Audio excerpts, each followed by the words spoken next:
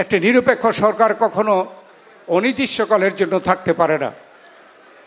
আমরাও কিন্তু তাদেরকে স্বাগত জানিয়েছিলাম এবং আহ্বান জানিয়েছিলাম যত শীঘ্র সম্ভব এদেশে নির্বাচন দিয়ে এমন একটি নির্বাচন, যেই নির্বাচনের প্রত্যাশায় দেশের মানুষ বহুদিন যাবৎ করেছে, সেই নির্বাচনের জন্য আমরা তাদের কাছে প্রত্যাশা করেছিলাম।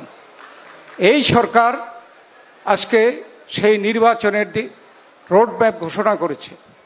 নির্বাচন যাতে না হতে পারে বা বিলম্বিত হতে পারে তার জন্য ষড়যন্ত্র হচ্ছে, আপনারা দেখছেন। কারা করছে? এদেশে যারা 2040 পর্যন্ত ক্ষমতায় থাকবে বলে তারা নানা ষড়যন্ত্র করছিল, এদেশের মানুষের উপরে সীমাহীন অত্যাচার করেছিল, তারা এখনও কিন্তু কেউ পালিয়ে আছে, কেউ অন্য দেশে আছে, তারা কিন্তু ষড়যন্ত্র করছে। এটা আমাদের মনে রাখতে হবে। তারা এদেশের জনগণের শত্রু, তাই তারা তো এদেশের জনগণের ভালো চাইবে না। অতএব এ ব্যাপারে আমাদের হুঁশিয়ার থাকতে হবে। এছাড়া এখানে আরও কিছু গ্রুপ এদেশে তৈরি হয়েছে যাতে করে এদেশ শান্তিপূর্ণভাবে উন্নয়নের পথে অগ্রসর হতে না পারে, গণতন্ত্রের পথে অগ্রসর হতে না পারে, তারাও এখানে সক্রিয়। সেখানে বিএনপি রেকর্ডে আছে যে যারা বিদায় হয়েছে তারা বারবার গণতন্ত্র হত্যা করেছে। 72-এর পরে একবার বাকশাল করে গণতন্ত্র হত্যা করেছে, তারপরে শেখ হাসিনা গণতন্ত্র হত্যা করেছে। আর বিএনপির বারবার এই বাংলাদেশে গণতন্ত্রের পক্ষে লড়াই করেছে।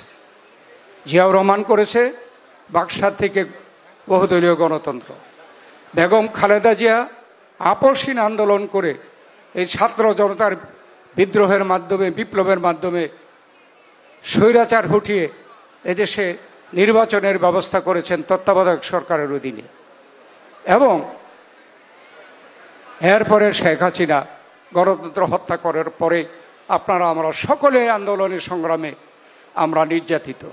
অতএব আজকে যে লক্ষ্যে মুক্তিযুদ্ধ হয়েছে, যে লক্ষ্যে আমাদের দলের প্রতিষ্ঠা, যেই লক্ষ্যে আমরা বাংলাদেশের জনগণকে এ পর্যন্ত আমাদের জনগণের মধ্যে আস্থা স্থাপন করতে পেরেছি, সেই আস্থাকে ধরে রাখতে হলে আমাদেরকে এই দায়িত্ব নিতে হবে। এই নির্বাচনকে সফল করতে হবে যাতে করে দেশের মানুষ নিজের হাতে ভোট দিয়ে তাদের পছন্দসই তাদের সংসদ সদস্য সংসদে পাঠাতে পারে, তারা জনগণের সরকার প্রতিষ্ঠা করতে পারে, জনগণের কাছে তারা জবাবদিহি থাকতে পারে।